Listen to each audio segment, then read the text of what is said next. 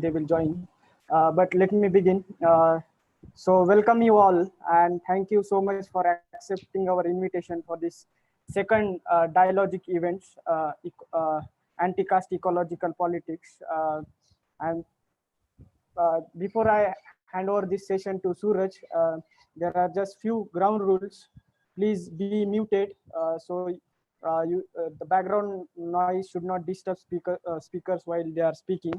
And if there are questions, you can direct your question in chat box to Suraj, and I will put the message regarding that. So when all participants in their presentations, then Suraj can take those questions and direct those to the speakers.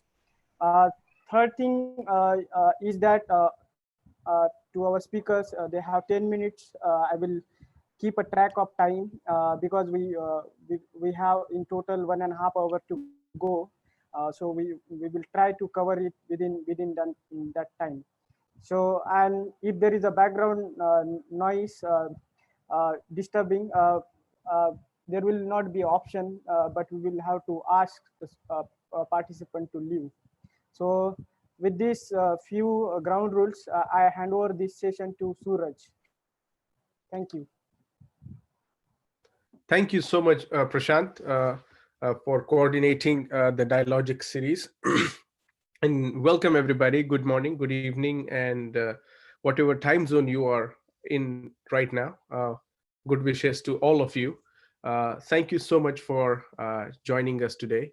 This is a second of the Dialogic series. The first one we began with defining Ambedkarism. And now as we convene the second conversation I wanted to have is on a topic that really is centrally concerned to my personal interest, which has to do with the ecology, and I think just as a personal background to this, my dad would for our birthdays he would ask me to go to a local nursery close by and buy saplings, so I can then plant them, and it was a whole hustle. And to going to nurseries to where you have to rent a bicycle, one rupee per hour or 2 rupee per hour if it's a good one. And I think that is how we the kind of initiation of the concern for nature kind of began. But more importantly, after I finished my law, I had option to choose my master's in law. And so the first was usually people went with constitutional law. The second one went with criminal law. The third people went as expertise was the commerce law. And then fourth, human rights. And fifth, the last, was the environment law. Basically, so environment law people were those who never got admission in 4 of the fields, and then they went.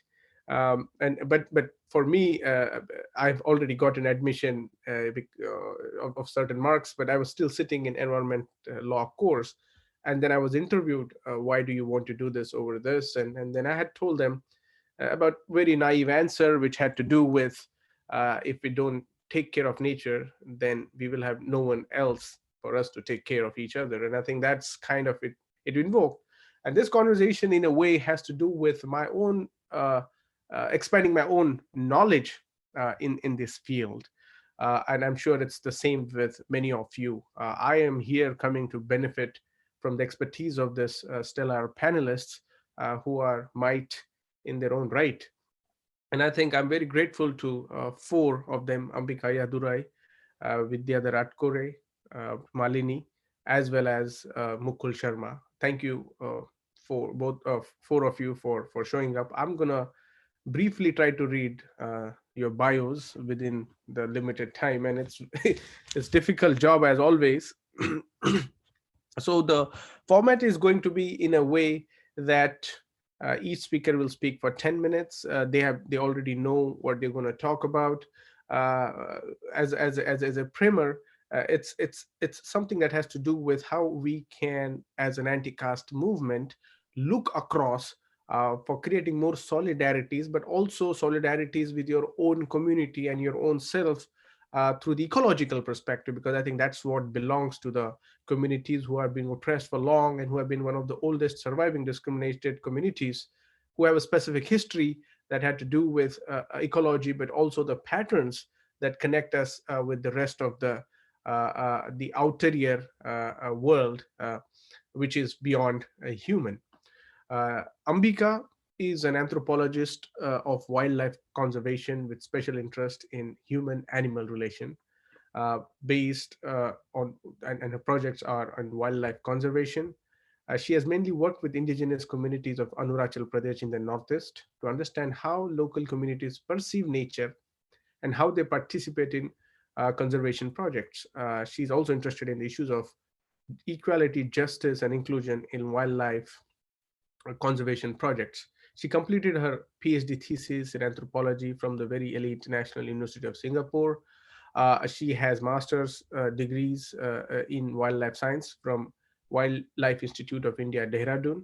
And also she has a degree from University College of London. She's currently assistant professor at the Indian Institute of Technology. Vidyadhar, as we said, has nothing to do. The views he is presenting is about his expertise, who is a fresh with his current job, but he is as an expert. He's here with us. He is a freshwater ecologist for 15 years with a pan-India experience. His core area of research has been both ecological and anthropological factors that shape freshwater fish communities. He has a PhD from Ashoka Trust for Research in Ecology and Environment, ATREE in Bangalore. He did a postdoc with Arunachal Pradesh, investigating the impacts of hydropower projects, and now currently is working as a senior coordinator in one of the organizations. Malini is an associate professor who recently got tenured. Congratulations. Uh, in School of International Service, and she's a team lead at the Anti-Racist Research and Policy Center at American University. Excellent. You guys have to look up for this center. Trained as an urban geographer, her research and teaching are broadly concerned with environment justice in cities, especially in India and the United States. She is studying for a long time the urban water access, informal and slum housing, as well as the flood risks that it carry. But she's also especially interested in the relationship between histories of, you get it right, segregation and inequality shaped by caste, race, gender, and class. Her current book project explores the historical relationship between caste, property, and ecology in Bangalore, and argues that environmentalism tends to be captured by elite and market-driven interest. Can't disagree on that. Must be reimagined through anti-caste humanism. Final speaker, Mukul. Mukul, as we know, has been known in this field for more than 30 years now. He's currently professor of environment studies at Ashoka University. He is a political scientist by training.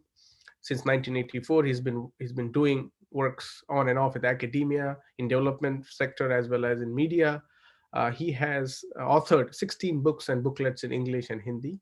The latest one, and which is coming out, which is already out in Hindi also, but in English it was Caste and Nature, Dalit and Indian Environmental Politics. Probably one of the first, to my knowledge, books that looks at the relationship of Dalits with the environmental movement, but also how nature and caste interact and intersect with each other. A very critical contribution. And he's also an author of Green and Saffron, Hindu Nationalism and Indian Environmental Politics. Usually the green gets to associated with the Muslims, but in this context, it's the environment, it's the broader that transcends. His articles are all over. You just need to look up. And I think currently he's also doing a policy as well as legislative understanding of renewable energy in mitigating climate change. And of course, his research are as diverse as one can see. So with this, let me invite Ambika Ayyadurai to first go, and then we'll take it from there. Ambika, all yours.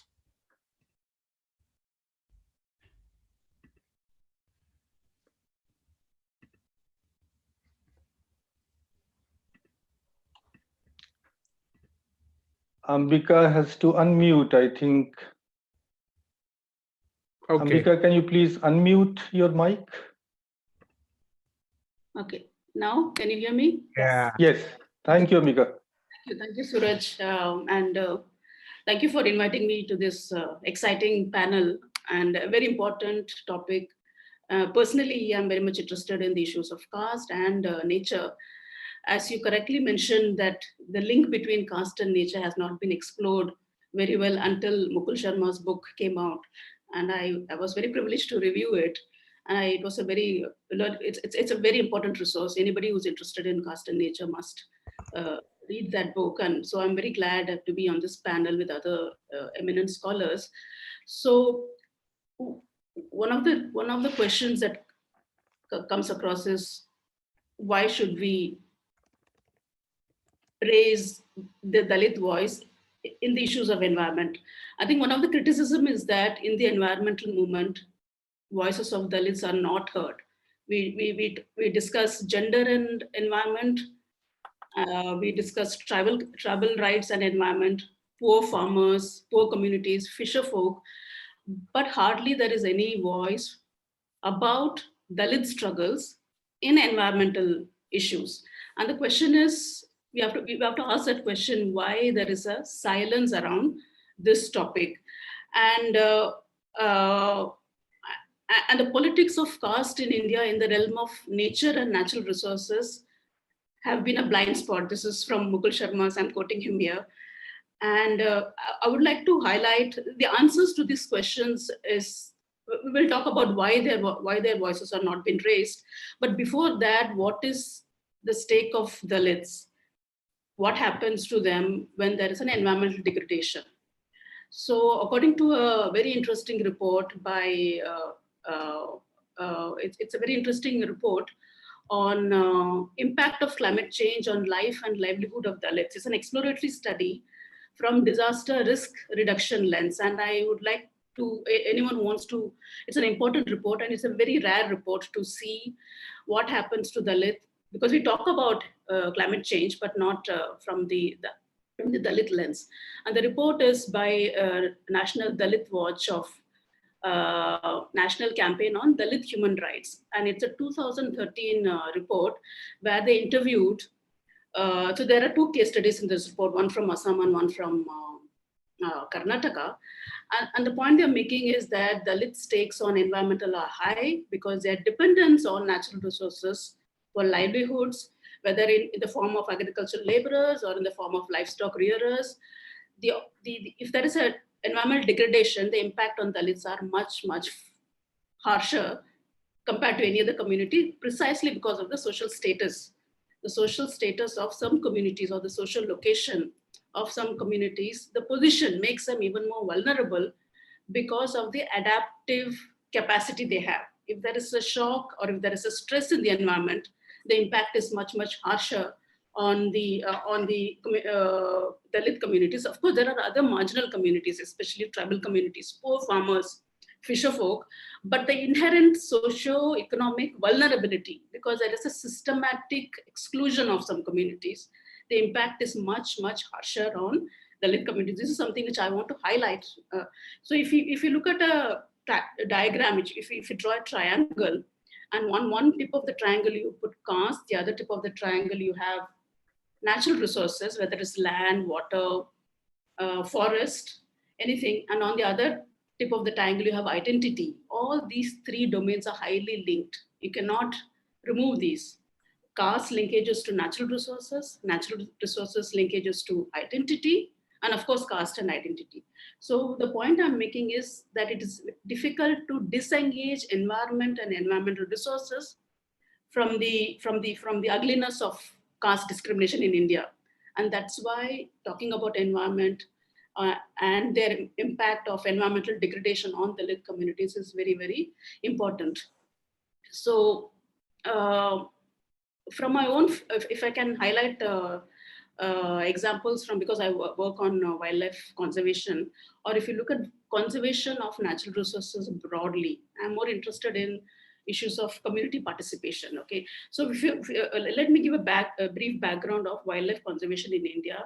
For many years, wildlife conservation or protection of environment was seen, environment itself was understood as a place where people are absent. Ideas of nature was understood as pristine, green, pure form of environment, which means that there are no community or human communities was not seen as part of the environment or nature slash. So I'm using this interchangeably. So for many decades, wildlife conservation was implemented only for this pure green virgin forest, deliberately not including people, especially local communities. So there was a so this model of conservation was highly criticized because this was seen as an extremely non-inclusive model of wildlife conservation, which means that to conserve tigers or to conserve elephants or conserve any number of species, any species, that you have to remove people from the ecosystem. So there was a huge one of the approaches to preserve wildlife was exclude the communities, exclude the local communities from a particular patch of area to make it look green, clean, or undisturbed. So this model was extremely non-inclusive because it did not take the voice of local communities. And there was a major paradigm shift from this exclusionary model to what in the late in the 90s, what the wildlife conservation, the term which became very fancy and very popular, was community-based conservation. And the argument was to conserve natural resources that you have to include the local communities who are dependent on these natural resources. So in wildlife conservation, the idea of community became very prominent. And here you're talking about local community. But the question I ask is, who is local community? I think the term community is also very smartly and very broadly used, that you don't, in the name of community conservation, the hierarchies of a particular communities was hardly taken into consideration because communities are not devoid of politics, hierarchies. So even community-based conservation is extremely becoming critical now because of, so for example, if there is a conservation intervention, if there is a conservation project being implemented, in the name of community, who is going to get the benefit? It's usually the well-off, usually the mukhia of the village, or usually, so it's the elite capture of the resources or any benefits in the name of relief or rehabilitation is captured by the elite. So there is a lot of criticism of community-based conservation. The point to ask is, in the name of communities, only a certain group of members are getting benefited. And one of the critics of community-based conservation is the people who are on the lowest rung in the society are never part of any decision-making processes, especially the very poor, backward class and Dalits are excluded. So people have argued that there are double discrimination when it comes to environmental projects, because there's social discrimination, of course, they are on the socially marginal, but if there is an environmental project implemented, they get doubly marginalized. So these are some of the things I would like to start off with, and then I would like to come. So Dalit stakes on environment is very high, but I would like to ask why we have not paid attention to Dalit voice so far. Ambika ma'am, you have 1 minute to go. Okay, so I will wait for this point. Actually, I think this is a long. I have a few more points to make. I'm more interested in why the voices of Dalits are not included in. I think that is once I hear from other panelists, I think we can discuss that. So I will stop now, and I would like to hear, views from other panelists. Thank you. Thank you so much, Ambika, for those poignant questions, and I think we'll come back to them in Q&As.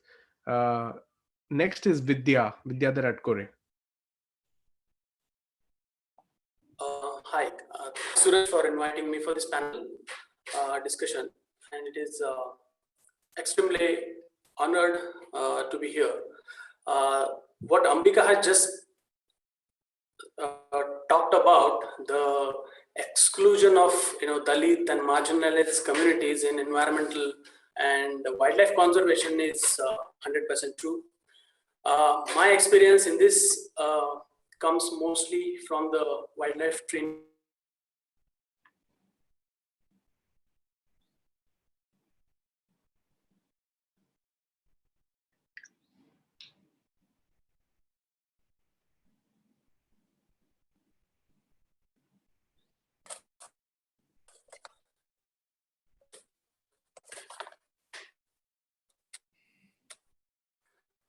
Am I audible? Sorry for the poor network.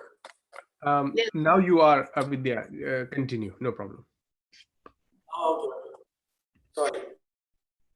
So environmental degradation happening at all across, all over the world, but halting the environmental degradation seems to be not a priority of any government or any governmental agenda. As a result, we are continuously losing species to a great extent, on which the many of the ecosystem services are depend upon. I mean, most of the ecosystem services that we benefit have been depleting. So my concern here is that I draw experiences from the fisheries background, where I've intensively worked for several years. Studies in the fishery sectors have shown that because of the overexploitation, the largest predatory fish has been depleting. In turn, that affects the trophic cascades, meaning in return, when you go for fishing, the fisherman gets the small size fish.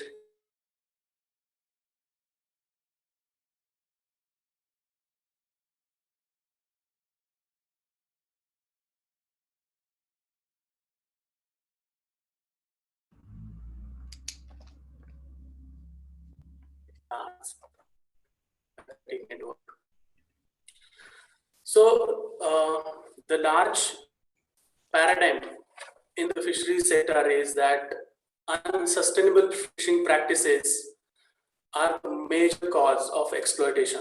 When you look at the exploitation in terms of Dalits and marginalized communities, you often tend to wonder, because the traditional fishing practices used by over the years by Dalit communities have never led to any extinction of any species, and which has aptly pointed out in different books by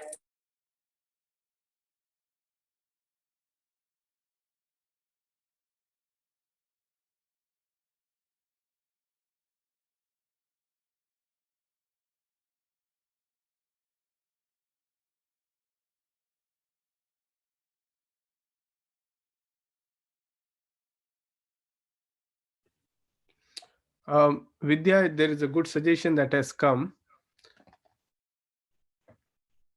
Maybe you would like to just do audio.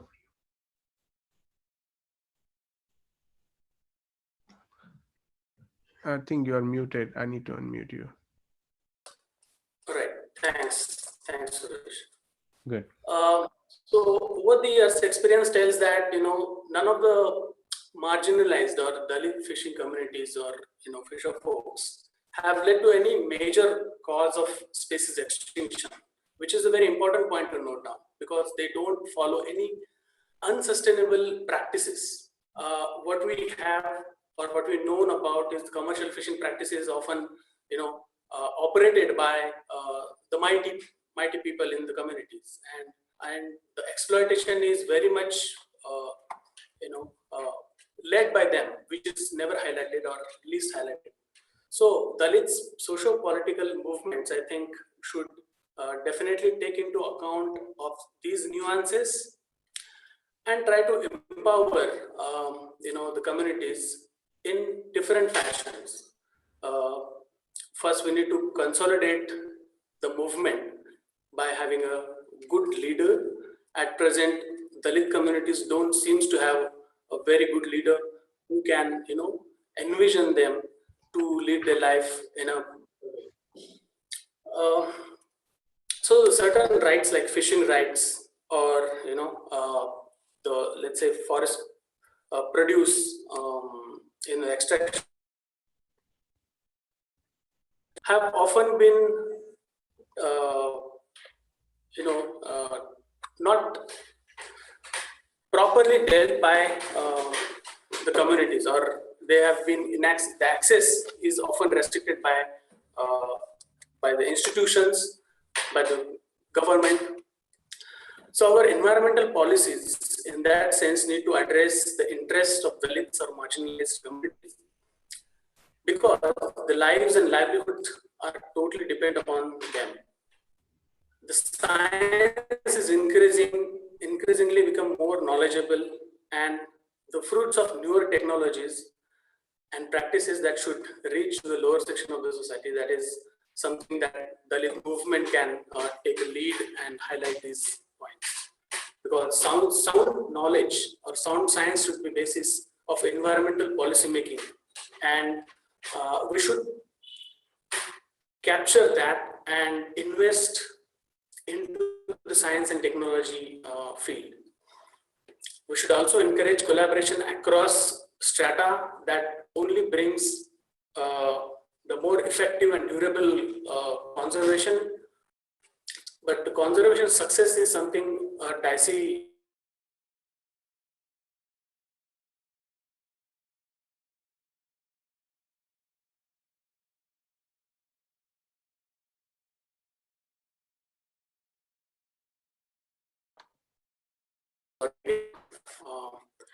Yeah, so when we talk about the collaborations, we should collaborate with different sectors. Here, I mean, when you look at the freshwater resources, the freshwater resources are mostly depend upon the agricultural practices.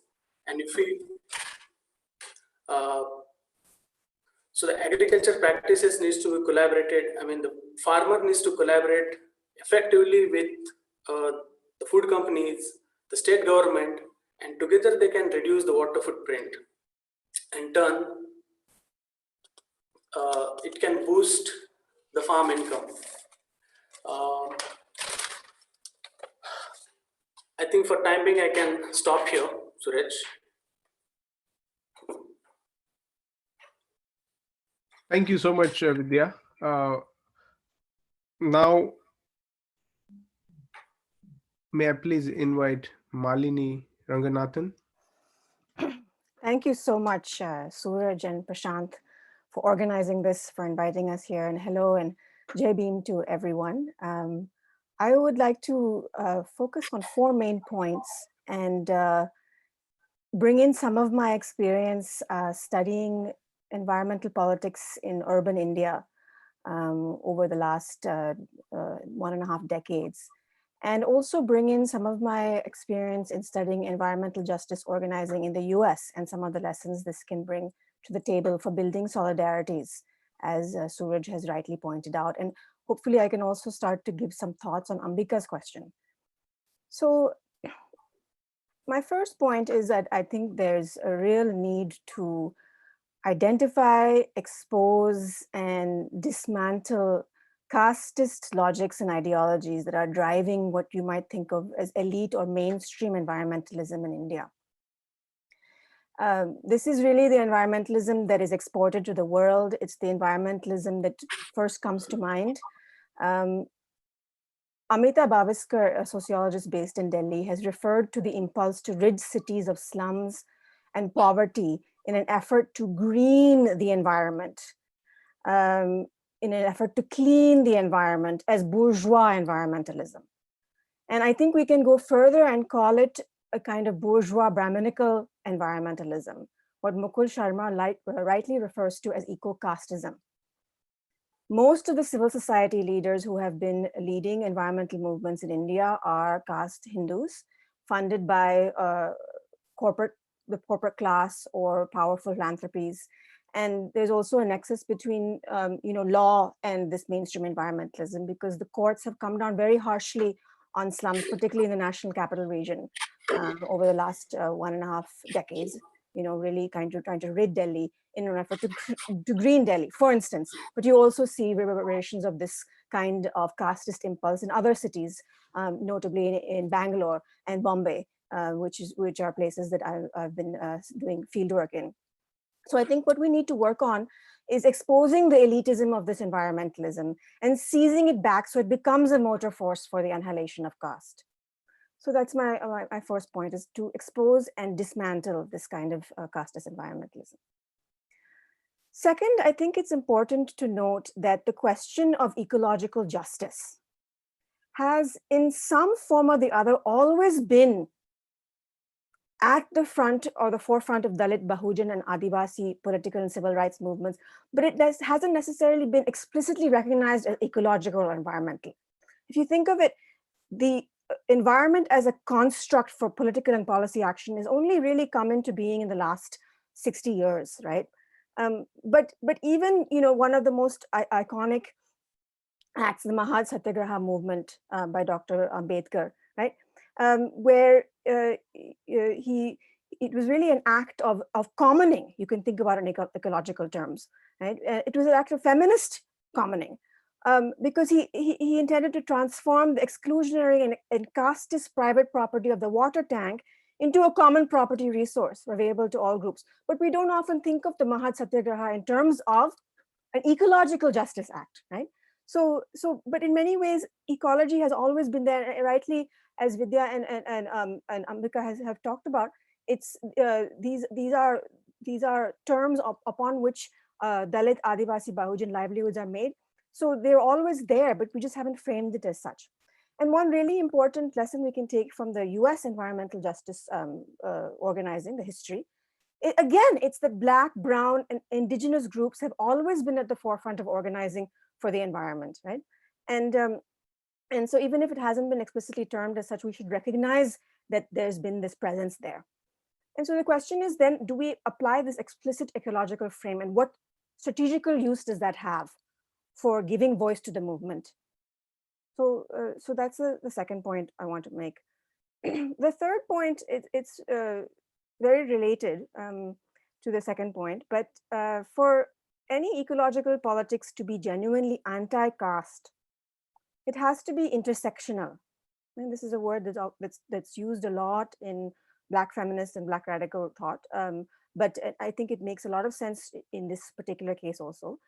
And I don't mean that just in terms of the intersection of identities, for instance, caste, gender, religion, tribe, ethnicity, right? But also in terms of materiality. So ecological politics, we've learned from in the history of organizing in the US context, has to also be a politics of labor, of housing and property, of infrastructure, of health. We can't compartmentalize, well, this is environmental and then this is labor, right? Because again, the labor performed by Dalits, Muslims, Adivasis, whether in terms of food production or sanitation, of course, which is very, very important in urban areas, especially right now with the outbreak of COVID-19, or pertaining to animals and livestock rearing, right? All of this is labor, but it's also ecological work. So it's the work of metabolism, as Marx would have said, right? In terms of keeping human nature systems going, of running and of sustaining them. This is labor, this is ecological work. So to think of it not as compartmentalized, but to push forward labor struggles and ecological struggles together. And I think this is really a really crucial lesson you can learn from the history of organizing around the world. And these frontline groups have always been pushing this, but it's not been recognized explicitly in this intersectional way.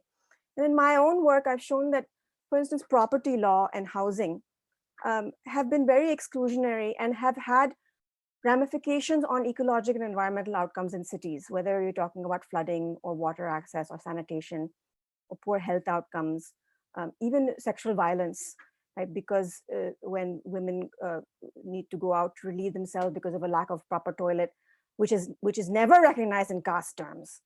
There's so many different issues that are intersecting there, and we need to really address them as a kind of cohesive whole. So finally, I'll just end on a more philosophical note, my fourth point. And I think this speaks to the points that have been made already, but in the environmental field, there tends to be a disjuncture between, on the one hand, environmentalism, and on the other hand, humanism. The former is often thought about in terms of protecting non-human life, right? This kind of fear of anthropocentric governance where you put the human first. You have to decenter the human. You have to take care of non-human life, biotic life.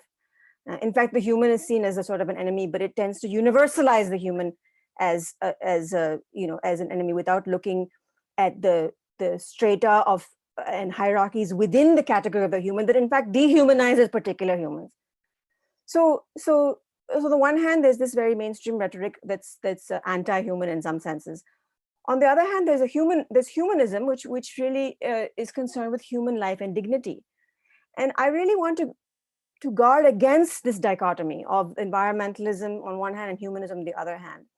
And I think we need to think again, and this is what I'm trying to work on, and I'd be interested in having this conversation with all of you, is how do we bring these two together, a kind of an anti-caste humanism as a real imperative within environmentalism. So I'll end there for now, just putting forth those 4 points and look forward to discussing them further. Thank you. Excellent. Thank you so much, Malini. Now, to conclude the introductory part, I invite Mukul. Mukul, you'll have to unmute before you speak.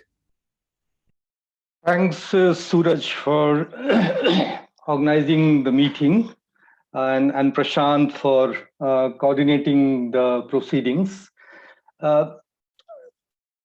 I wonder actually why Dalits,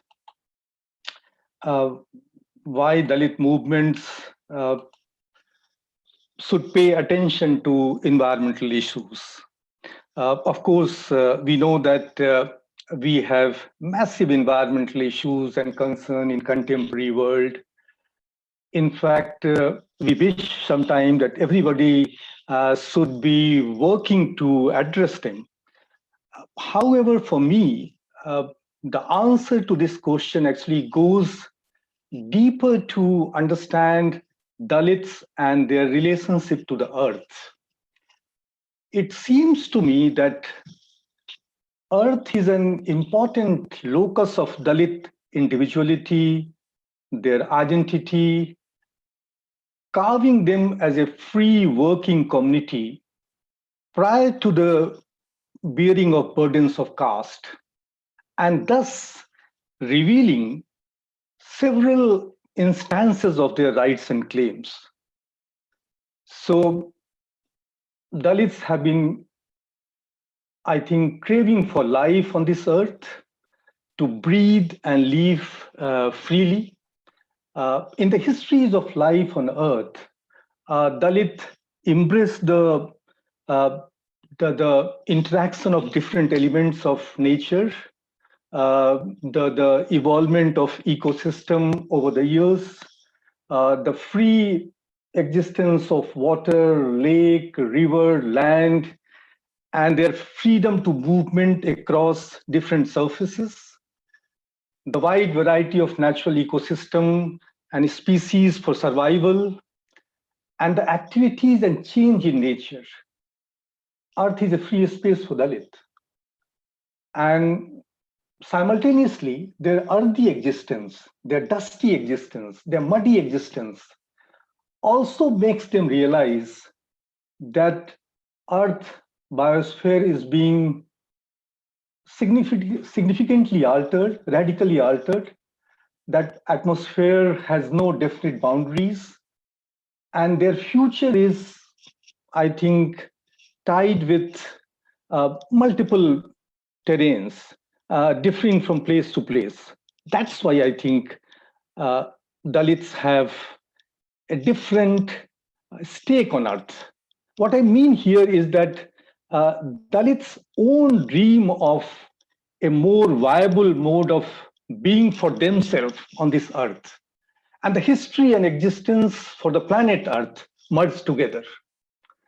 Together in the fullest sense of the space, in the long sequence of the transformation in time.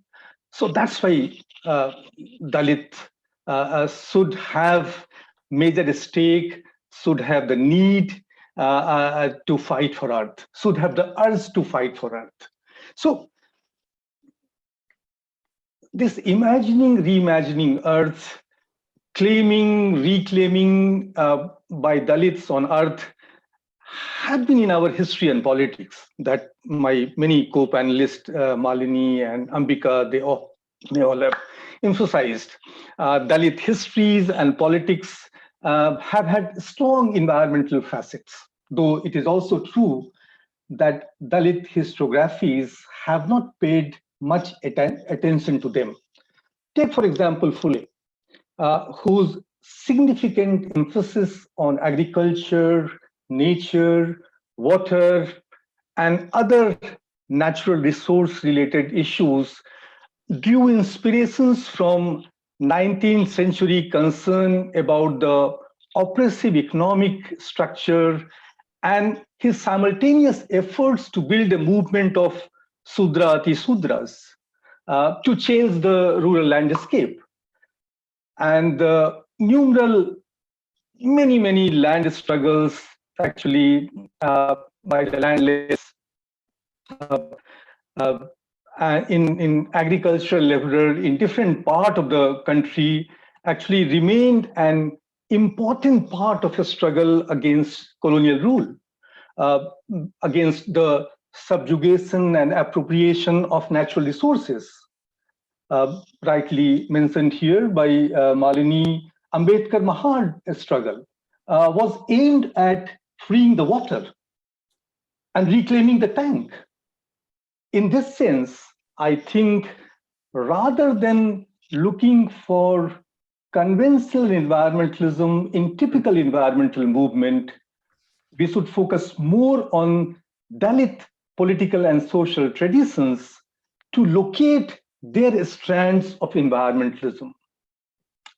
This is also true that the discovery of Dalit history and politics in environmental field calls for an expansion of text, literature, materials, methods, our objects of inquiry, an exercise that has begun to be put into practice by Dalits and anti-caste intellectual since long.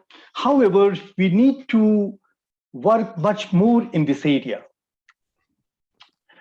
Now, based on Dalit history and politics and the movements, there are many areas in which a Dalit movement can contribute to the environmental agenda.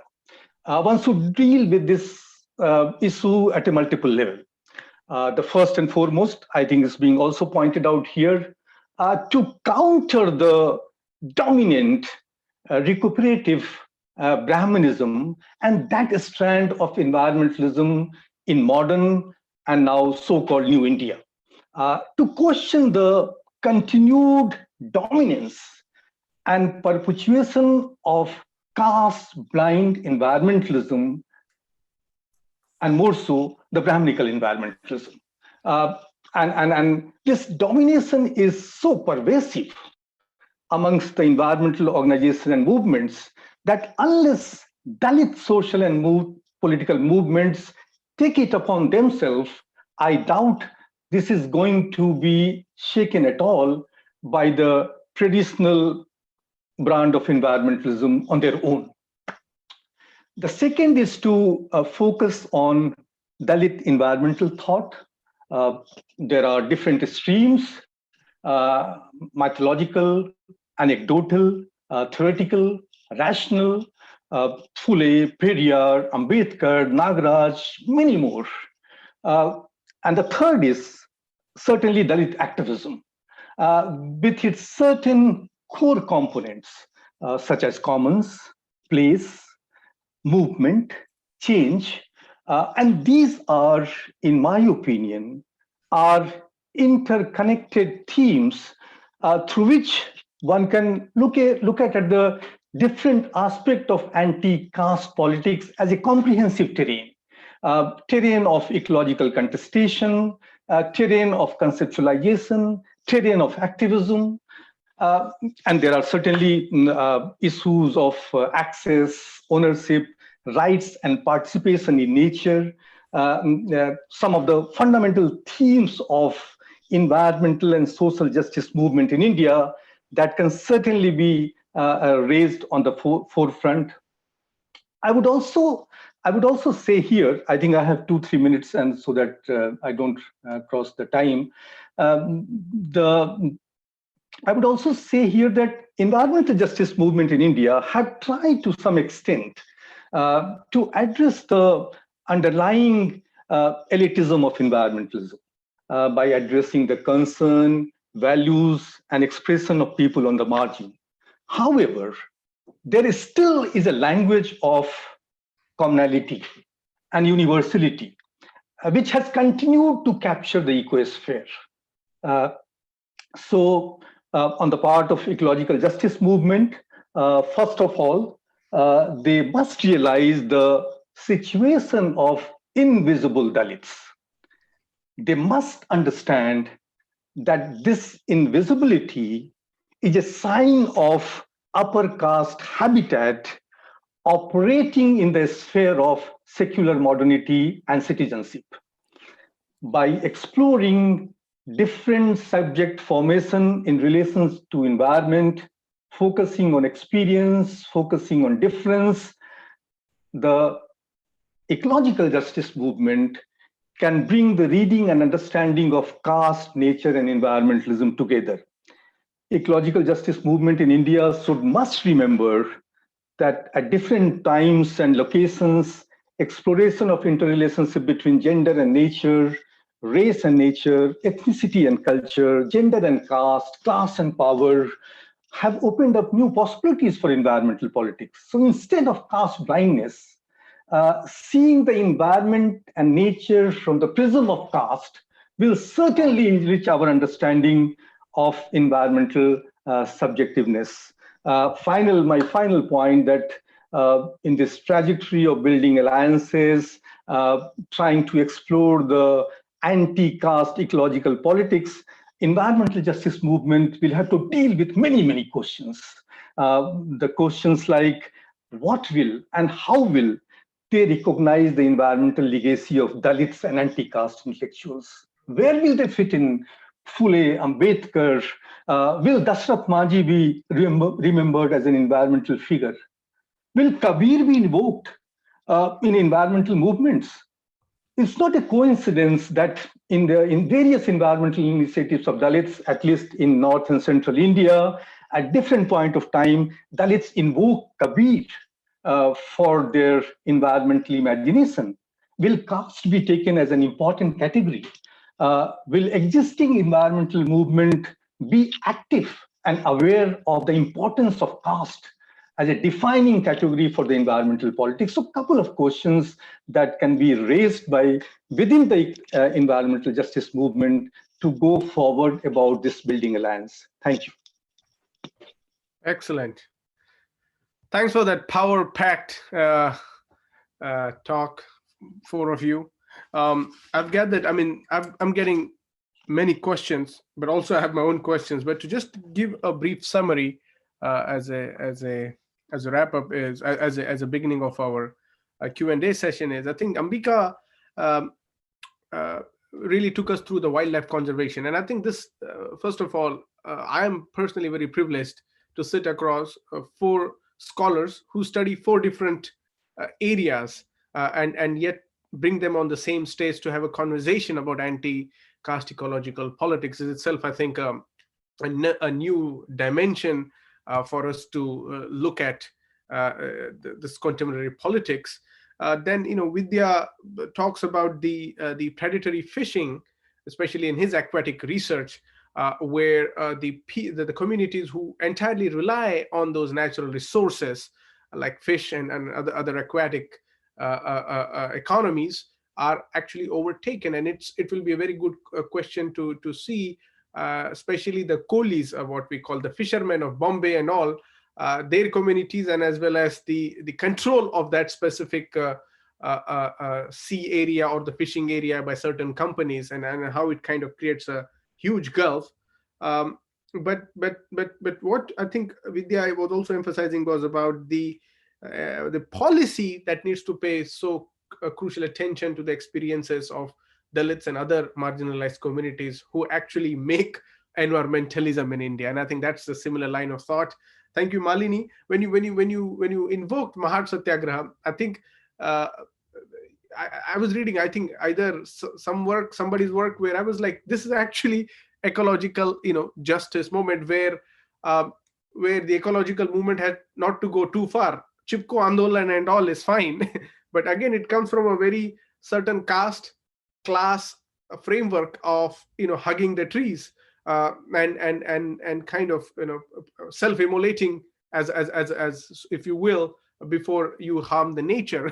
But you would not do the Chipko Andolan with Dalits if Dalits are being attacked. So this kind of a very a casteist paradox that we have developed over understanding. And I was thinking, if the labor movement doesn't recognize the ecological importance in its making, what is labor movement after all? Labor movement is not only to gain equal wages, but it also to have an equitable world to everybody.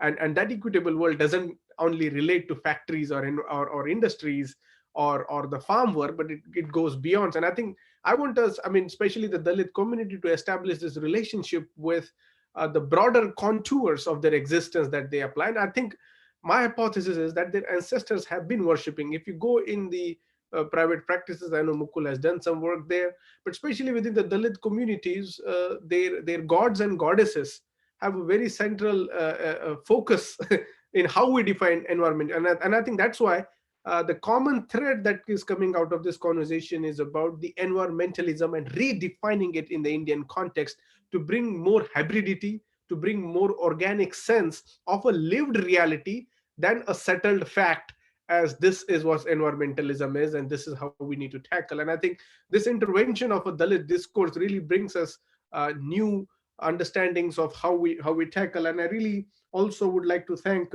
Mukul for that kind of why would Dalit communities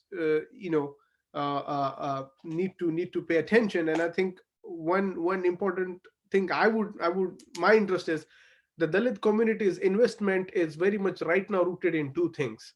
One is defending the constitution. Through constitution, it's defending the reservation and the rights that they have gotten to.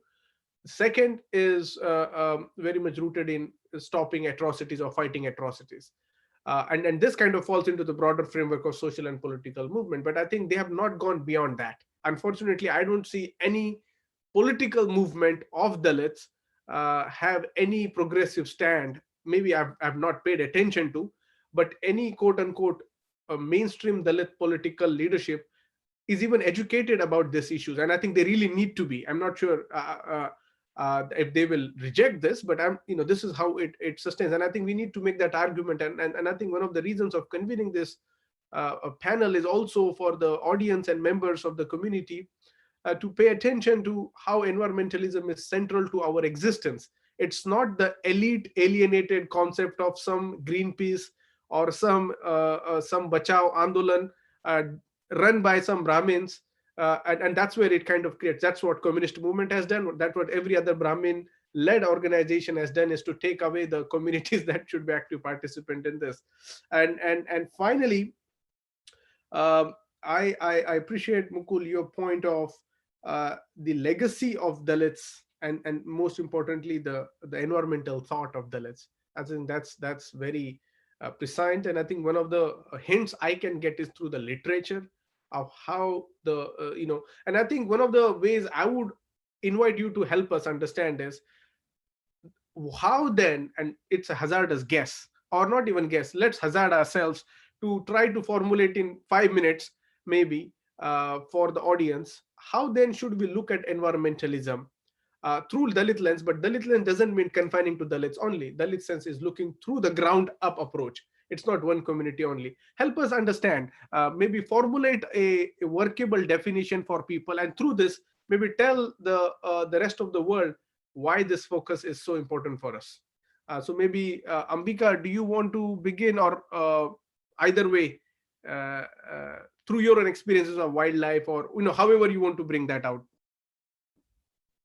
Ambika, wait, you need to unmute. Okay, go ahead. Muting. No, I have to unmute. I did already. Oh, you did. Okay. No, I would like to, thanks for summarizing our, our talks, I think it's one thing that you highlighted is the belief system angle of Dalits, right? I think I'm very interested in that topic, which is like, I didn't do any research on that, but recently I came across a book which I think I will mention the reference. It's called Fears, Gods and Sacred Forests, and it is written by an anthropologist. Her second name is Kent. I can share the title of the book. So it talks about sacred forests, the idea of environment protection by the marginalized groups. Of course, the Dalits are there, but there are also scheduled tribes and other backward classes who also have their own sense of environmental protection. In this case, this is answering the Brahminical way of protecting the environment.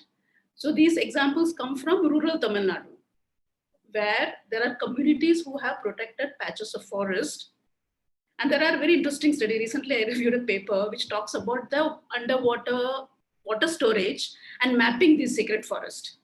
And it's very interesting that depending on the patch of the forest, the water source and water networks are flourishing there. So the point I'm making is that there are,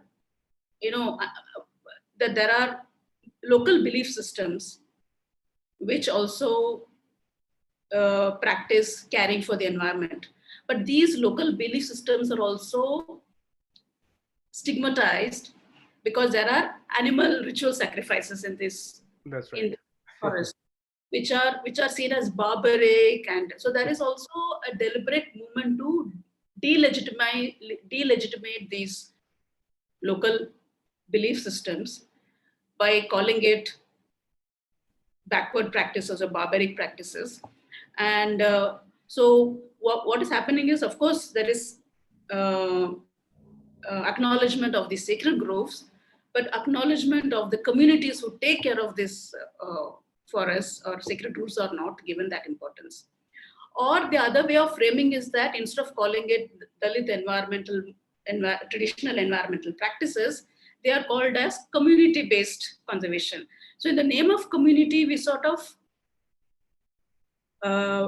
erase the minor differences within the community. I think that is very interesting to look at. All community-based conservation, they don't talk about specific communities they take care of, because I think it gives a very interesting umbrella term to erase these minor differences of taking care of the environment. So that is one point. But the other point is some of these practices, which is non-Brahminical, from the Dalit perspective. One example is the worshipping of Muniswaran in Tamil Nadu, right? So Muniswaran worshipping, if you go to Muniswaran shrines, there are these very large trees which you are not supposed to, it's protected actually. You cannot cut these forests. But increasingly these Dalit, I will not call it Dalit gods, but gods, deities, rural farming deities are also appropriated as a Brahminical deity. For example, banning the ritual practices of animals.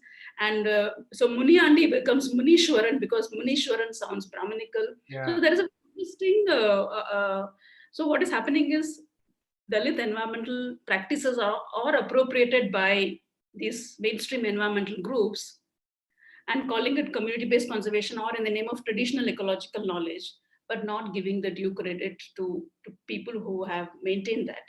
And that is one point that I would like to make. The second point is that many of these environmental conservation workers or practitioners who implement these projects, whether it is save this environment or save this species, are usually urban educated, upper caste members. And they do not share the same cultural values and pragmatic concerns as the Dalits. So I think this is a very cynical comment, but there is also a lot of truth in this cynicism. And one can easily say that they have less knowledge about the landscape, social reality, and local customs. So this is one critique of these mainstream environmental conservation projects, which ask these questions like how do we represent Dalit voices in that?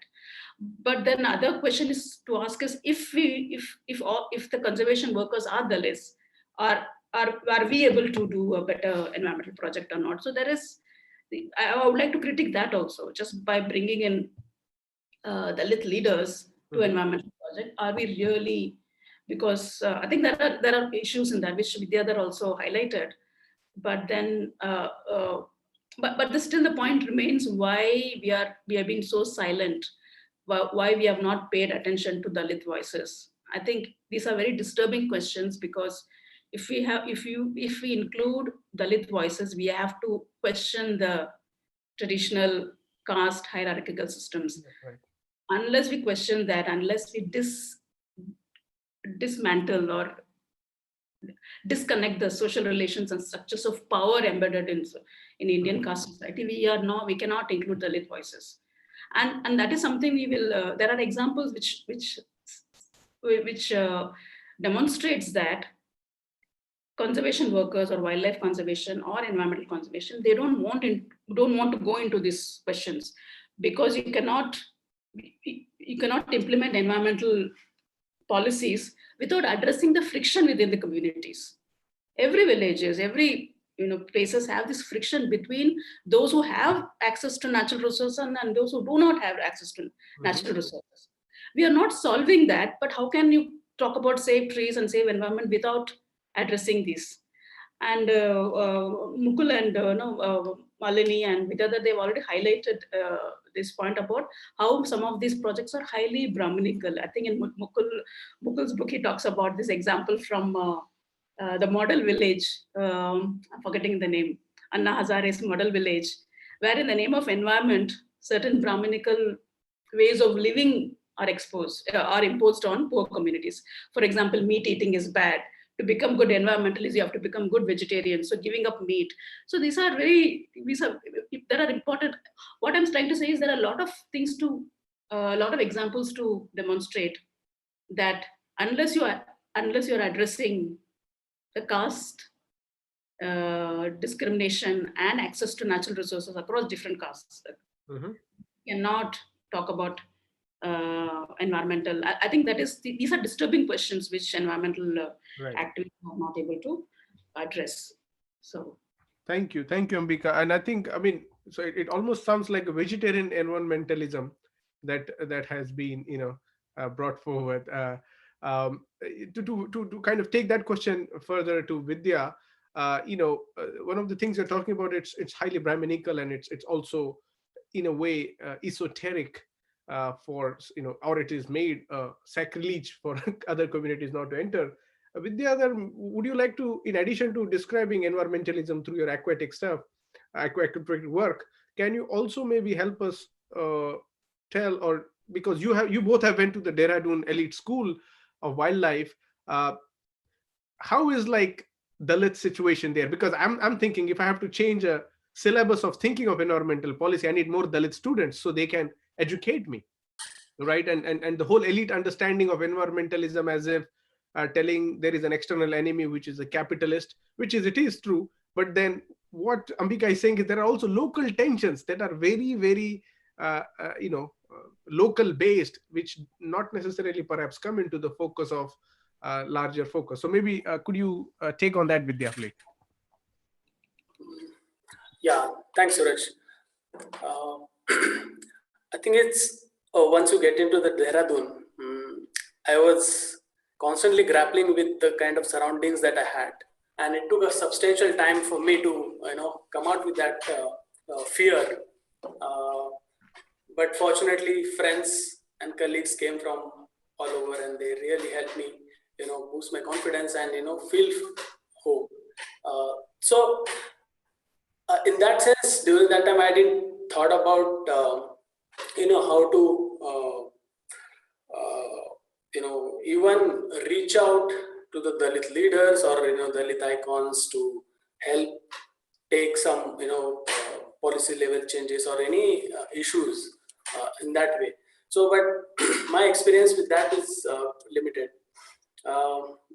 Having graduated from WI since 2005 onwards, we hardly had a good network among so-called Dalits, the students itself. I fortunately met Ambika quite long time ago, and also a couple of years back in ATREE.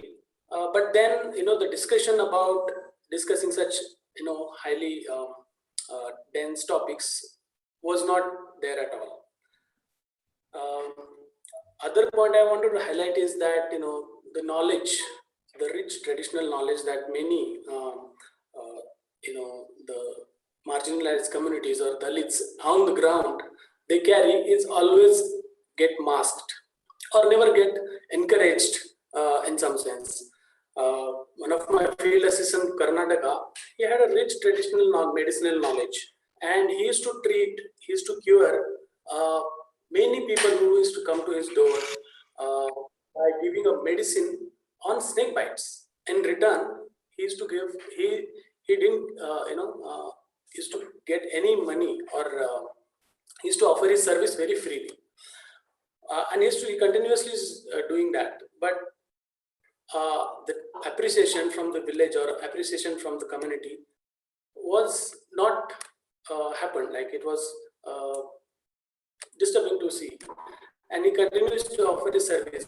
And when I had gone to Kudremukh, the remotest forest, for my field sampling, not many people were able to accompany me during the field service. Why? Because it's a very difficult terrain, and it was the Chandaregowda, the person who accompanied, because he knew each and every trail inside the forest, and he knew also the medicinal plants. If at all something happens, he could cure. With that confidence, he accompanied me. Such people are very less, and rather we don't have many examples on the ground. So bringing such people together is another perhaps way out to empower them. Hello. Yes, we can hear you. For social ecological justice, yeah, so I think it's important for us to bring such people together to view their knowledge. That will only enhance our understanding about how they see or how do they face on-ground situation in terms of conservation or meeting their daily livelihoods. Yeah.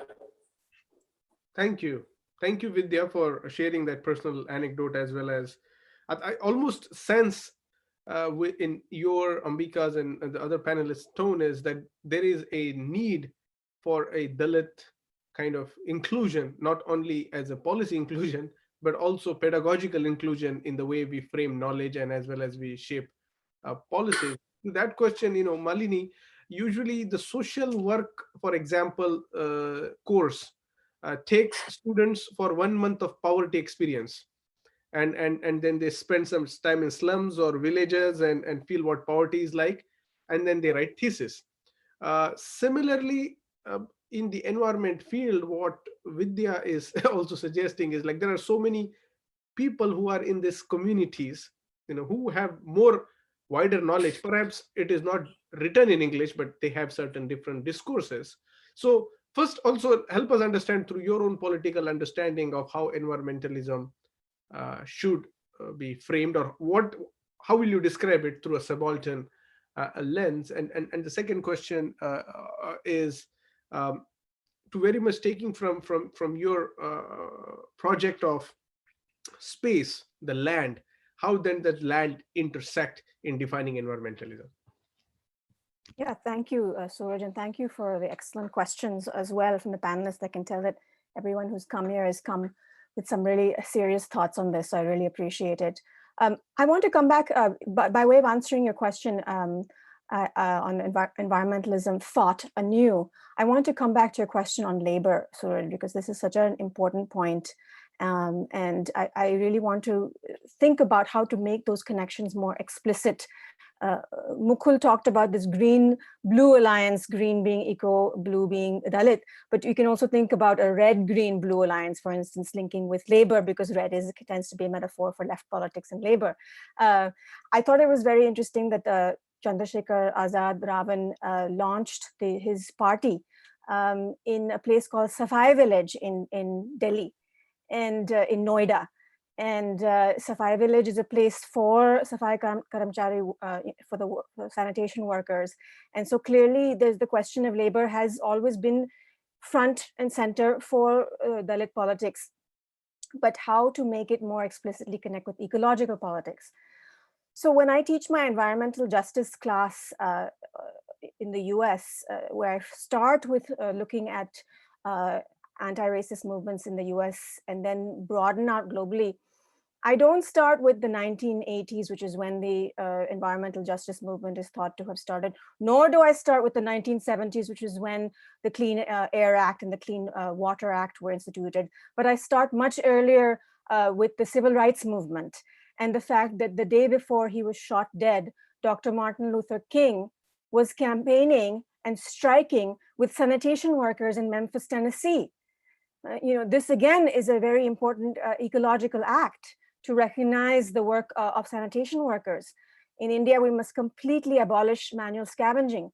We must really enforce protections, technology for people who are at the front lines working on sanitation. That's a labor issue. That's very much an ecological issue. In the aftermath of the massive Chennai flooding, Suraj, in 2015, around 11 lakh tons of putrid garbage piled up on the streets of Chennai.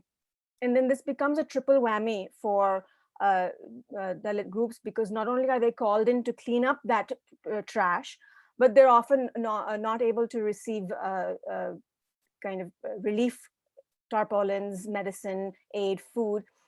And then some of these low-lying informal settlements are blamed for ecological risk and then evicted and moved to the outskirts of the city.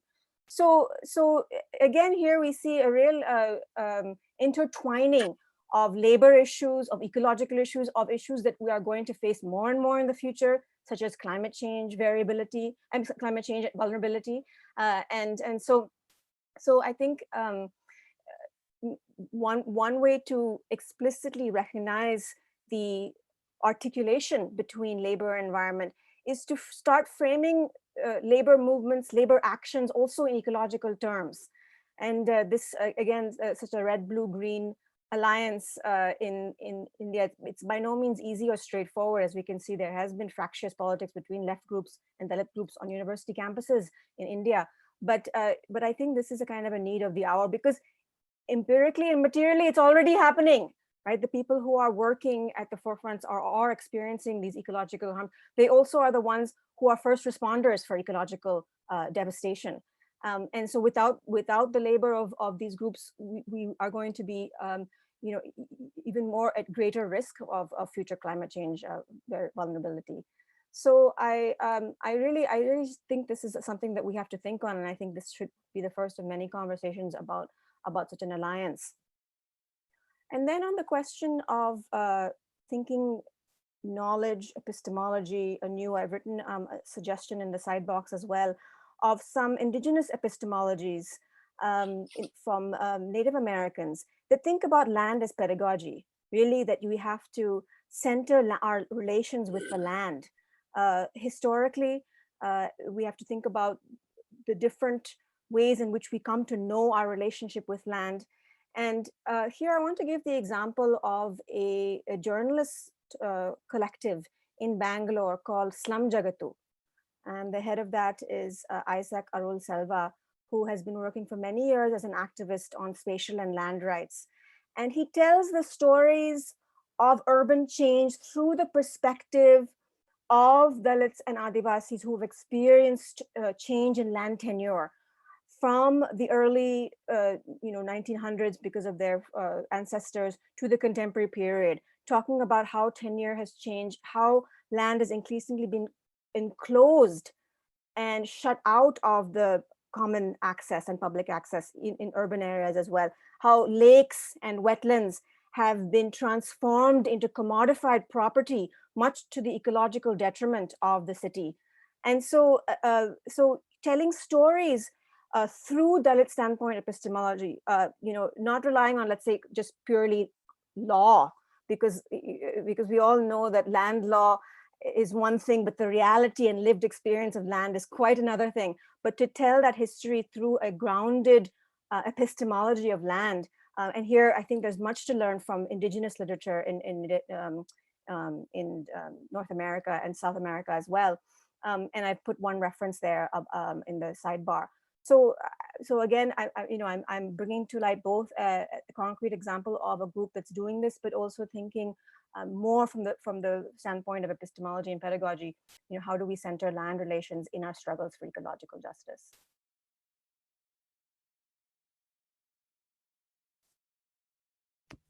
Thank you so much, Malini. I mean, I'm sure you guys are following the chats, and there is like a very engaged audience today with amazing questions. So, Mukul, first is just talk about environmentalism, and the second question I think Prerna Kobragade brings is also she's interested in understanding relationship of the Brahmins, Baniyas, and the Khatris or the Shudras relationship to environment. So it's kind of a two-way axis. So thanks, Suraj. Actually, defining environmentalism from the perspective of anti-caste politics, ecological politics, is a huge challenging task. One can try to place things actually brick by brick. As you have rightly said that Dalit political social movement have, for various reasons, focused their energy on many other things, but less on environment and nature, though they have been imbibing, explaining, exploring the environment and nature in multiple ways. But yeah. So there must be some historical reason not to. Even when Ambedkar was dealing Mahar struggle, he was dealing it, writing it, expressing it, even when he was exploring the beauty of Mahar and the tank, more in terms of civil rights issue and human rights issue. So fine. So, but still, this meeting is meant to put some bricks over there to understand. That look, we try to construct environmentalism through various kind of subject, object, mind, nature, human nature, dichotomy, dualism. So for me, to understand the environment from the Dalit perspective, the beginning point to address the environment where we live, where we work, where we play, where we worship, where we inhabit the space and place with our daily bread and butter. Mm-hmm. So in that way, I also connect with the issue of labor, what Malini and Ambika and others have rightly said. And here, then you also try to cross over some of these subject, object, mind, nature, human nature divide. If you try to define environmentalism in that framework. So first, how do you evolve a new environmentalism or Dalit environmentalism, or in learning from the environmentalism of Afro-Americans or Black commons in such a way where you're living and working, you're laboring and creating, all become part and parcel of your environmentalism. That is one.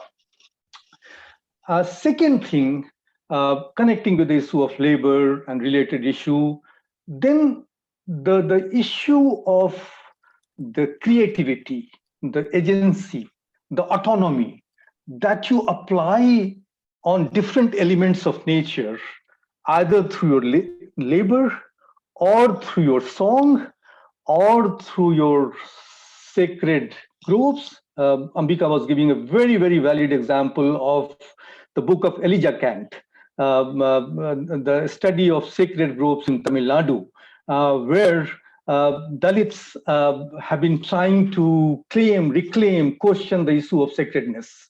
And so the second thing is that this understanding the creativity, agency, autonomy in terms of labor, its cultural expression, and so on and so forth. And the third thing is that what has happened, the way traditional environmentalism at a particular historical juncture try to focus on issue of conservation, whether it's elite or bourgeois, all these terms are relevant. But how do we then get the issue of land, agriculture, the technology, the industry, where the development, where Dalits are rightly so invested with their issues of lives and livelihood. So the third thing is that then from the agency of Dalits and their creativity and their autonomy and their location in all these places of modernity, development, technology, how do you widen the scope of environmental topic, which is not only conservation, which is not only biodiversity. And here I'm not saying that those issues are not important. The way we are dealing with the environmental crisis today, and Suraj has rightly in one of his mail pointed out the importance of the issue of climate change and climate justice. The importance of conservation will remain. The importance of dealing the natural resources in a sustainable manner will certainly be one of the important things. But the horizon of the environmental concern and the focus. So some of these, I think, brick by brick, we can try to look. The point is that I think somebody, Suraj has asked, you mentioned to me that these interaction between Brahman, caste, etc. Look, point here is that when we are trying to build the anti-caste ecological politics, so we are trying to build this, in my opinion, politics in a historical journey. And here, in a historical journey, where, of course, there is a deep conflict between Brahmanical domination, subjugation, and the marginal population or the Dalits and different strands of Dalit.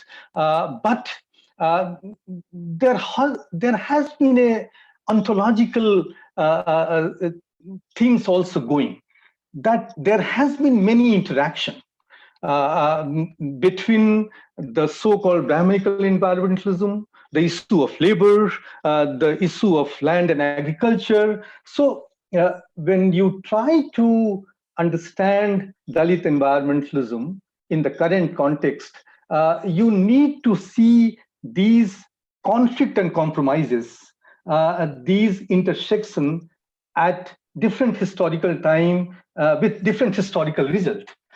It's not always annihilation. It's always also at times compromise. So here I can only say in general, because I can't get into the Brahmanical and then different castes and the way. Of course, one very deeper issue of purity and pollution that we all know, the point of conflict, the point of departure between these two strands of environmentalism. But there are different other cross-sections which are more complex that we should also not lose sight of. And I think I will refer here the work of Nagaraj, who, while dealing with the issue of village, actually get into the great detail that how debate between Gandhi and Ambedkar created a different kind of synthesis, even when they both were diametrically opposite in defining or defending or demolishing village. So that is the point. So yeah, Suraj, I can go on and on, but I will stop here and then wait for another question. Yeah. Thank you so much. I mean, as I said, it's a very engaged audience, and I think we only have the last round of questions. So I will try to take as many questions as I can, because I also want to be sensitive to the time of our speakers who have other engagements as well. But also, I think if they want to reach out to you personally through your individual questions, I mean, I'm sure they are available. Their email IDs are available publicly. My next segue was about climate change, and I'm taking broader themes because some of the questions that we are getting here and also on YouTube are so deeply engaging, in the sense that people are literally bringing out their individual experiences of working with some movement, some NGO, doing some research, working refuting some ideology. And I think that would really take a whole day seminar, and I really think like this conversation merits a whole day conversation about for us to have a common futures, and I really appreciate that. So on my climate change question, Ambika, to you, through your, of course, research working in the Northeast, especially in the wildlife, and of course you went to Singapore in a very elite university where Singapore is also considered example of how the balance of environmental ism as well as the preservation of nature has to continue. But tell me, how do you look at climate change in today's context? And I give a caveat. I saw the movie by Michael Moore, or he produced the movie, which was literally the biomass, where you talk about greenhouse gas on one side while you are promoting biomass on the other, which is again more toxic, if not less toxic, equally toxic. And so we see this corporate sponsored climate change movements where a polar bear is shown hanging out alone, and suddenly, all of a sudden, we are never seen polar bear in life, but now we are feeling like we need to advocate for polar bear. Nothing wrong in that, but what I'm saying is how the corporate capitalism shapes our thinking when we are cushioning our seats in our houses and yet concerned. So can you maybe uplift some of your wildlife experiences and maybe think how do they even look this as a climate change, or if climate change is even a right word? I'm going to unmute you now. Yeah. Okay. No, I think the polar bear example is very, very interesting, because often, some of the debates is that how can we talk about, one of the crude debate is that can we talk about this charismatic species like tigers and polar bears and elephants when there are people who are struggling for clean water, air, and so recently I'm writing a paper about, so there is a rights to nature movement that is currently going on. Some of you may be aware of it. I can send some references. So the idea is that can nature be given rights as humans? So the idea of legal personhood to trees, to rivers. So New Zealand is an example of that, where a river is declared a person, having, so that if you want to preserve nature, because nature cannot speak for itself, so there are legal rights given to nature. So that is this debate which, because you mentioned polar bear, so I'm talking, for example, in India, river Ganga and Yamuna was declared as legal persons 2 years back. So the High Court cleared it, but the Supreme Court said, no, we can't do this because there are liabilities. So the point I'm making is that in a country like India, where people are extremely poor, people are still struggling to, get dignity and basic living conditions, talking about environment and wildlife can be seen as very, very problematic. So, for example, there are, especially in this current political environment, so I'm not talking about climate change, I'm talking about the political environment in this country now, where people have been lynched because they were reportedly been, skinning the cattle. So when specific animal gets more attention, especially in India, cows are revered as holy and as mothers, but people, Dalits and Muslims, are being lynched for it. How can we even discuss these issues when certain non-human species are given so much of importance, so much, whereas humans are not getting? So I'm more interested in issues like that, because when I started studying human-animal relations, I didn't start with this, with these questions, but increasingly I'm more interested in the issues of social justice. How much rights, who gets what rights? When humans don't get basic human rights, can we talk about non-humans? And your earlier point about when you're talking about with Vidyadhar about his experience in Wildlife Institute of India, it's very interesting that we went there. It's a very elite institute. One of the things I would like to do is to change their pedagogy. And so what we did was we were trained as excellent wildlife scientists, right? We all know how to count animals, how to identify birds. We become very good wildlife protectionist and naturalist. We take very pride. We are good in technology. We take very good photographs. But I'll tell you one example in Rajaji. So the Rajaji is a national park very close to Dehradun. So we were often taken to Rajaji National Park for techniques to use our technology and to count animals, etc., etc. So when we used to go into the national park in the bus, and there were these Gujjar communities, right? They are I think they're ethnic communities who are there close to the forest, and that will be, there are teachers, our teachers, and we all will be, what are these people doing here? So immediately our response to people is like, people should not be in this place because this place belongs to wildlife. So one of the things, it's very important that not only in Wildlife Institute of India, any institution, we have to change the syllabus and introduce, even in places like IIT, we have to make annihilation of caste an important compulsory reading, right from the, maybe, I don't know, right from the first year or maybe before that. Yeah. Unless we start introducing, it's good to hear my colleagues in IIT talk about, we cannot change the way we think about Indian society without talking to them about manual scavenging, talking to them about caste system. Because even in our day-to-day conversation, sometimes these are, people are not comfortable about talking about caste system. So these are very disturbing questions. Why is that we are not able to talk about caste system? Or we are talking about caste system in a very hush-hush way, or sometimes in the seminars very loudly taking pride of, so I think there are a lot of, it's a little messy here. So one of the things I think we can change the way our young generation or this generation can do is to introduce annihilation of caste in the syllabus. Or for example, if I want to change the syllabus in my college, I would definitely introduce issues of social justice. There should be introductory course on social justice.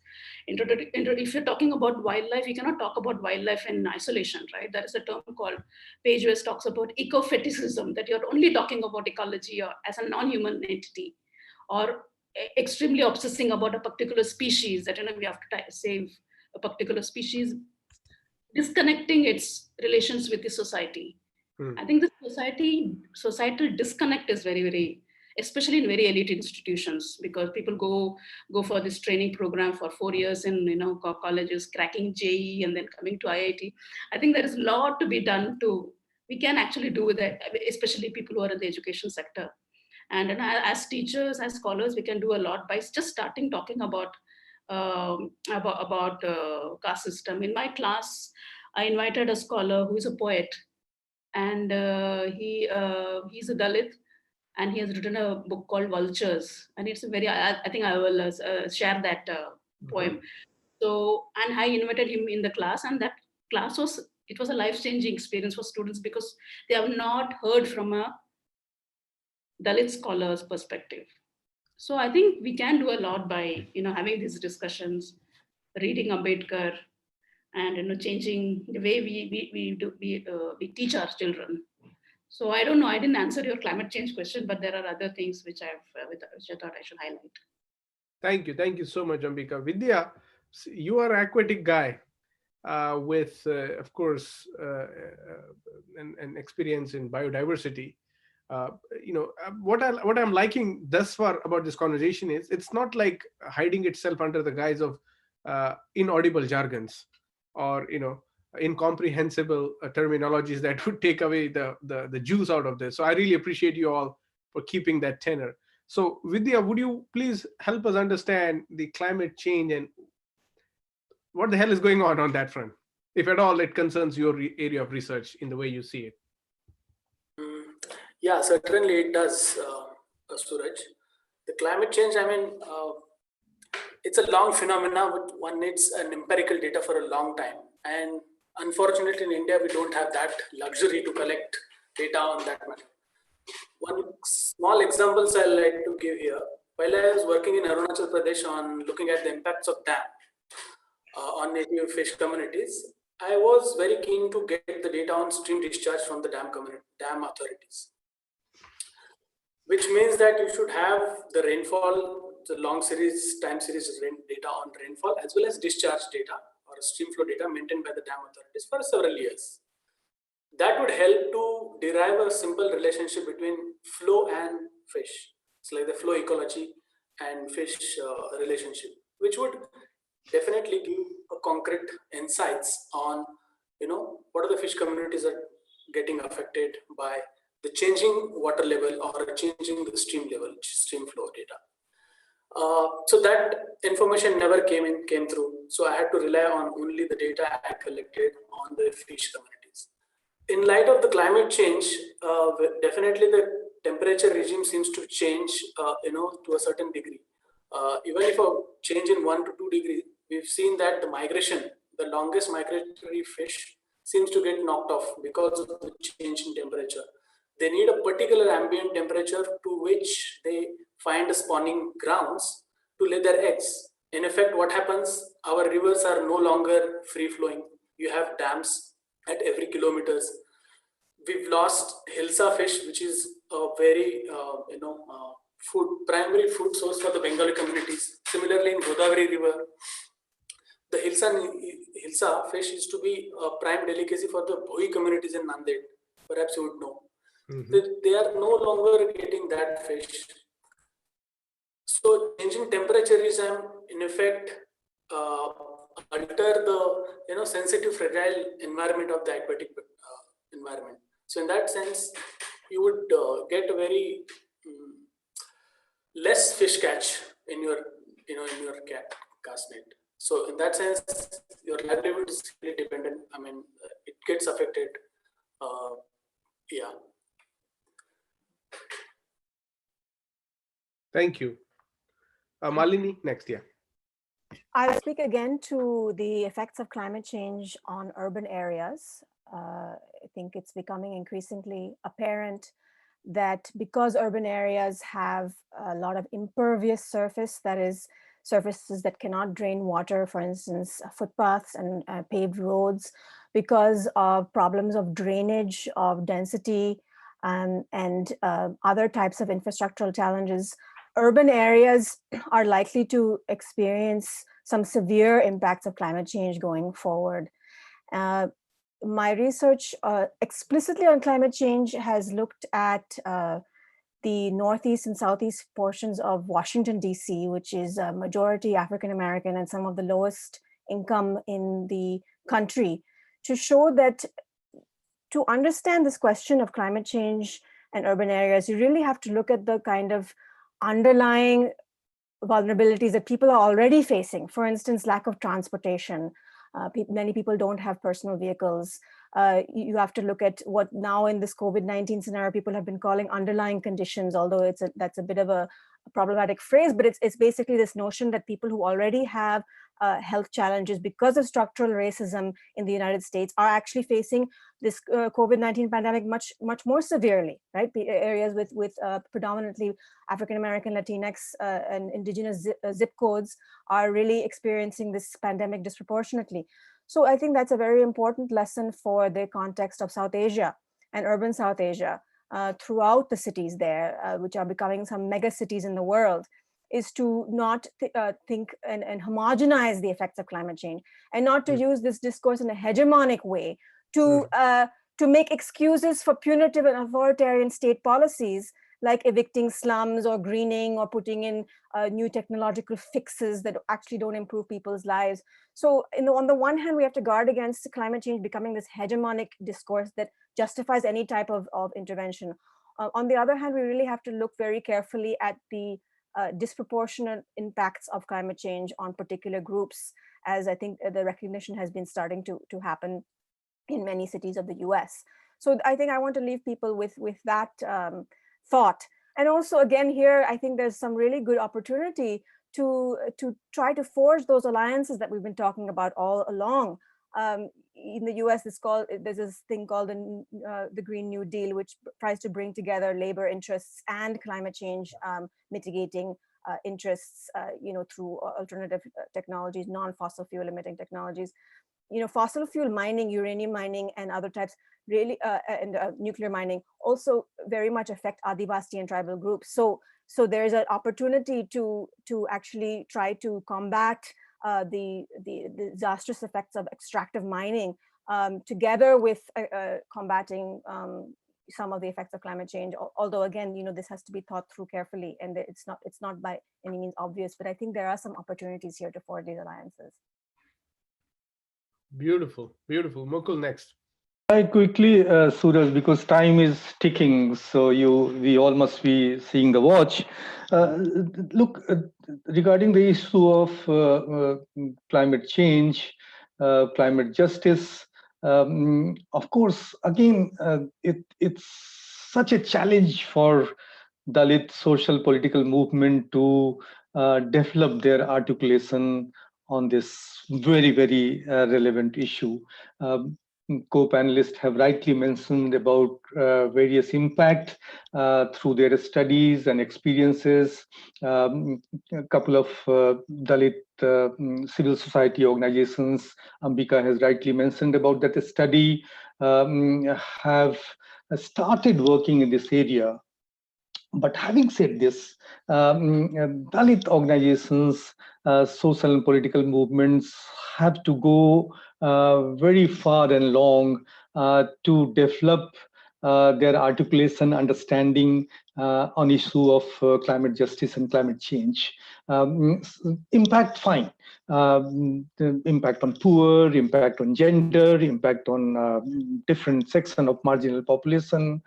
But how do caste and Dalit as a category feature in different kind of environmental discourse, from local to the level of COP, and how the way indigenous population or gender have been able to articulate some voice, some stakes, some recognition within the framework of COP, global climate negotiation, the take of climate justice. Caste and Dalits have not been. So through their, and here again, the issue of labor, issue of land, and Dalit interaction, all these actually figure their entire experience, the different experience, combined with the different impact of climate change on Dalit population.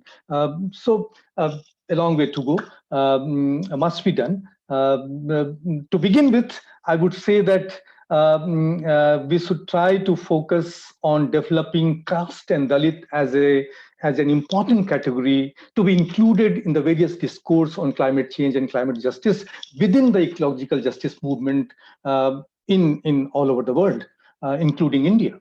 Is still not being recognized. Suraj, if you give me 1 or 2 minutes, can I touch upon, because many are raising very important issue here. So just very quickly, I think I will take just 1-2 minutes. That look, somebody has raised that is it not problematic to treat Dalit and Adivasi seeing close to nature and essentializing their identity? Certainly, I think there is a problem of seeing a community in that fixed, essential manner. So when one is talking about Dalit environmentalism or caste as a category, one is not trying to romanticize here the operation of caste or the alienation of labor or Dalit relationship with labor, but one is trying to understand the complexity and dynamics of these categories. Which has not been in any focus. So it is not essentializing. It's giving the due to understand, to research, to focus. That is one. then the knowledge making, different forms of knowledge as practice, and how do we place Dalit caste. That is entirely my point, my dear friend and colleague who actually put this question, that one would like to understand that knowledge system and the knowledge system in practice, and the kind of results, the kind of different experience, the kind of different vantage point that they have given to Dalit in terms of dealing with nature and environment. And based on that, how could we evolve a different kind of ecological politics? Again, it's a very, very important question relating with Suraj's broader point of Dalit social and ecological political movement, relationship with the state. One person has rightly mentioned that we see environmental movements going against the state, but on the other hand, we see Dalit movements going along with the state. I think that is missing the point. That is missing the complexity. In many environmental initiative taken by Dalits organization, I could very well, in terms of Central and North India, have actually challenged the state. The entire issue of Ganga Mukti Andolan, liberating the river from the clutches of forward caste owners led by Dalits, actually went against the state oppression. Of course, there are various complex issues about Dalit relationship with the state, but putting Dalit environmental initiative only in the bracket of state will be missing the entire complexity of this Dalit environmentalism and Dalit take. So a couple of things we can skip and we can relate later. Then there is again the indigenous population and Dalits. How do we characterize them? Do we characterize them together? Do we characterize them differently? Again, it's a very complex thing.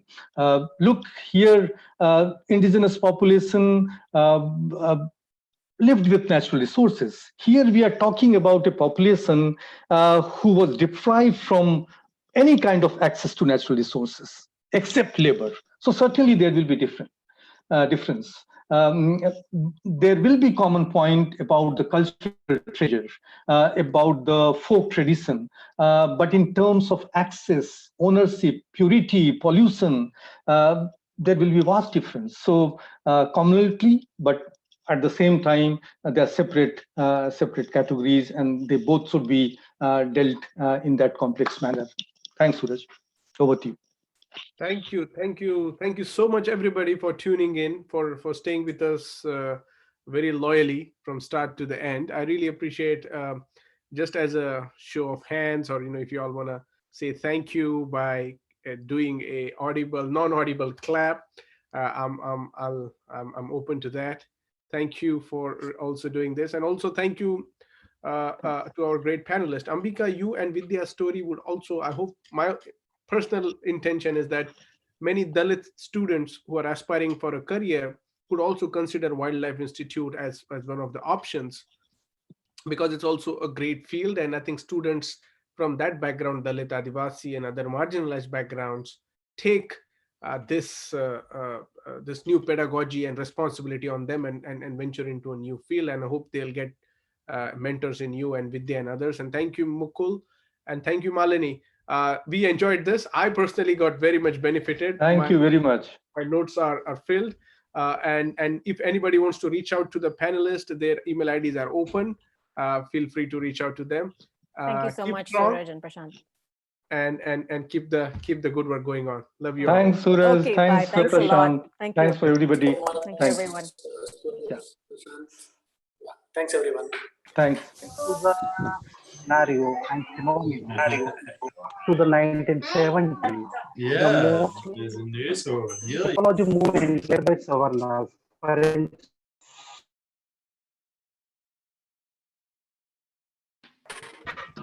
The mainstream.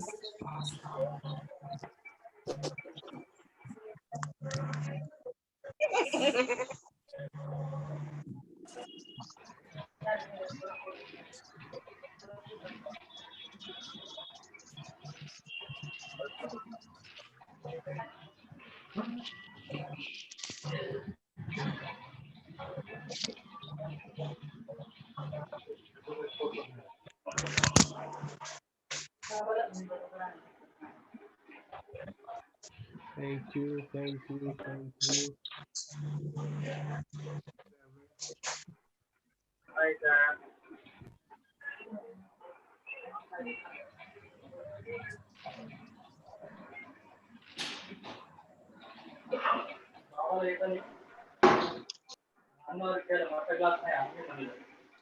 Oopsie.